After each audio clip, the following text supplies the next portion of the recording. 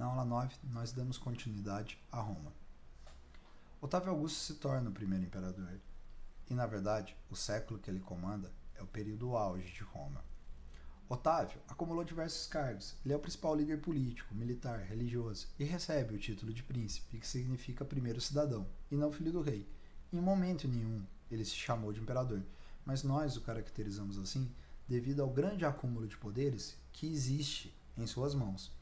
Ele cria o conceito de Pax Romana, ele pacifica as províncias rebeldes e ele promete aos territórios: esteja em paz com Roma, obedeça às leis romanas, siga a cultura romana e sua paz será garantida contra seus inimigos.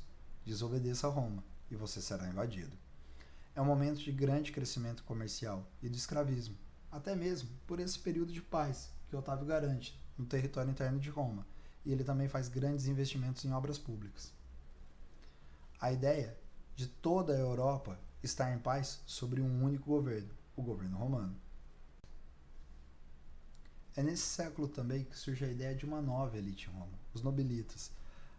A ideia de aristocracia fica ultrapassada, essa ideia do patrício, proprietário de terras. Na verdade, agora, qualquer um pode pertencer à elite, pode ser um nobilita, desde que ele tenha dinheiro.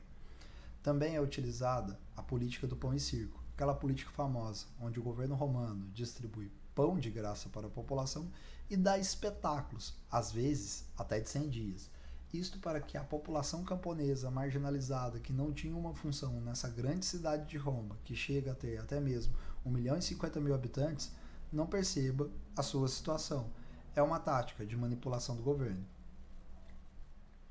Aqui, uma figura famosa que mostraria uma luta de gladiadores, um dos tipos de espetáculos que o governo romano oferecia no Coliseu.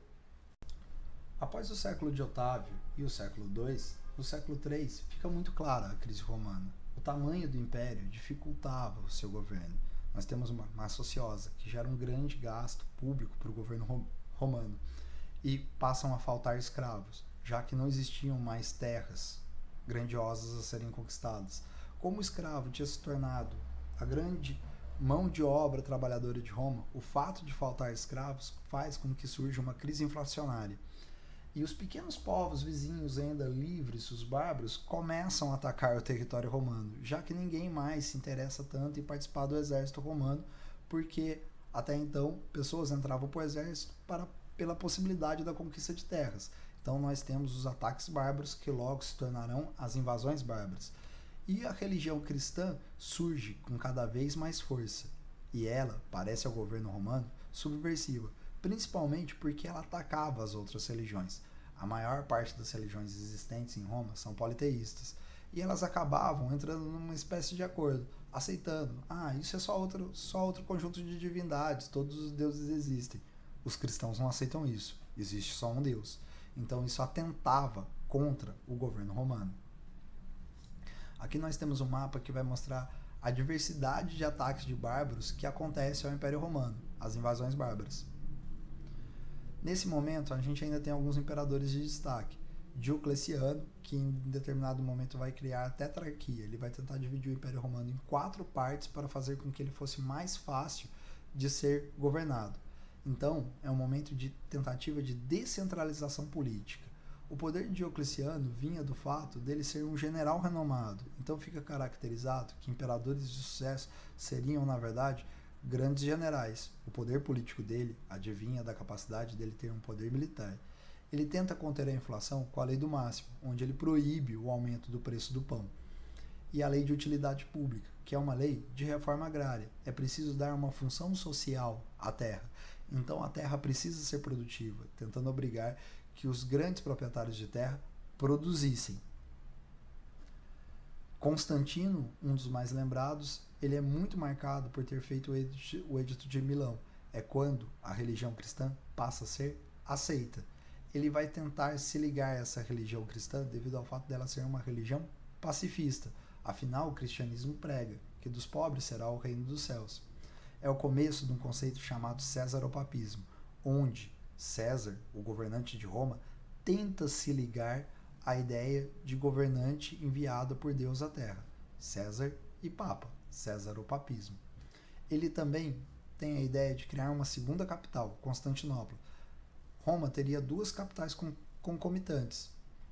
Roma no Ocidente, Constantinopla no Oriente. Na verdade, isso gera o medo das invasões bárbaras, que caso Roma fosse tomada, seria possível governar o restante do império ainda de uma outra localidade, já preparada para isso. E ele cria o conceito do colonato, onde ele vai afirmar que certos camponeses vão estar presos à terra, obrigados a produzir naquele território, sem poder se mudar dali. Essa ideia é extremamente importante para a Idade Média, já que ela é um dos princípios do feudalismo.